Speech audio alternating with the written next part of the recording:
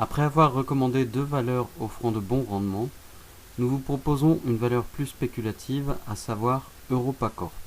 La société EuropaCorp a été lancée en 1992 sous le nom de Lilou Productions, avant de devenir EuropaCorp en 2000.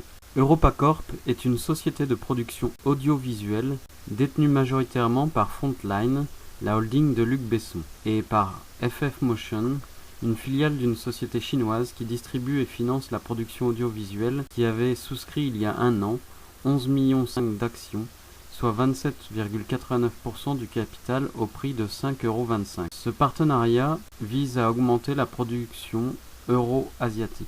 Introduit en bourse en 2007 au prix de 15,50 €, EuropaCorp a connu de grandes difficultés dès les premières années, malgré la sortie d'Arthur et les Minimoys, Dick et Neck, Taxi 4, Tekken, Ne le dis à personne et Hitman, qui ont certes connu des succès divers. Le second et le troisième volet, en 2009 et 2010, d'Arthur et les Minimoys, ne connaît pas le même succès et ressemble à un cuisant échec commercial.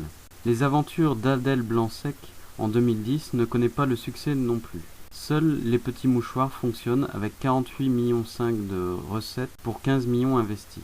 Avec une perte de 47,4 millions d'euros en 2010-2011, EuropaCorp change de stratégie en stoppant les productions de films d'animation, les films publicitaires, les éditions littéraires et sa filiale japonaise. Dans le même temps, le groupe Herbert Dassault et la BPCE entrent au capital, et le directeur général décide de ne plus lancer de films s'il n'est pas prévendu à 80%.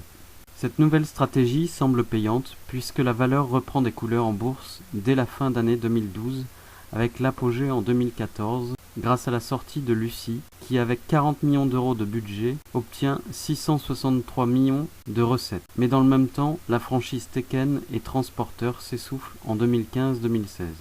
2017 s'ouvre avec la perspective du film Valérian, qui promet d'être grandiose avec un budget de 197 millions d'euros. Mais l'investissement est bien trop colossal et les recettes de 223 millions de dollars permettent juste d'équilibrer le film.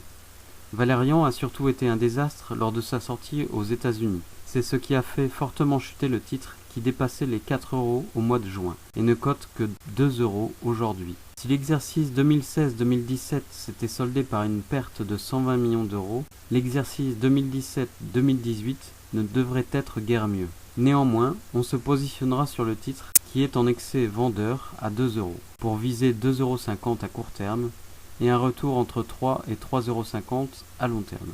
La nouvelle stratégie mise en place suite à l'échec de Valérian va vers moins de films produits et plus de production de séries afin de continuer de lisser les recettes. Toutefois, EuropaCorp reste tributaire des succès cinématographiques. Or, pour 2018, il ne semble pas que le succès soit colossal avec la sortie d'un Taxi 5, l'adaptation d'un roman sur un homme qui souffre d'un mal de dos et la narration du naufrage du sous-marin russe K-141 Kursk. Bref, rien de formidable à attendre. Cependant, il est possible que pour 2019-2020, Lucie 2 voit le jour avec un potentiel financier non négligeable, même si ce second volet ne devrait probablement pas faire aussi bien que le premier. Conclusion, on profitera de la défiance passagère des investisseurs pour se positionner avec légèreté sur cette valeur spéculative afin de miser sur un rebond technique à court terme et de meilleures réussites commerciales à long terme. Attention tout de même à un possible changement en termes d'actionnariat ou à une augmentation de capital qui pourrait être pénalisante. Merci d'avoir consulté cette vidéo et n'hésitez pas à aller voir les autres épisodes de notre série Comment se constituer un portefeuille titre.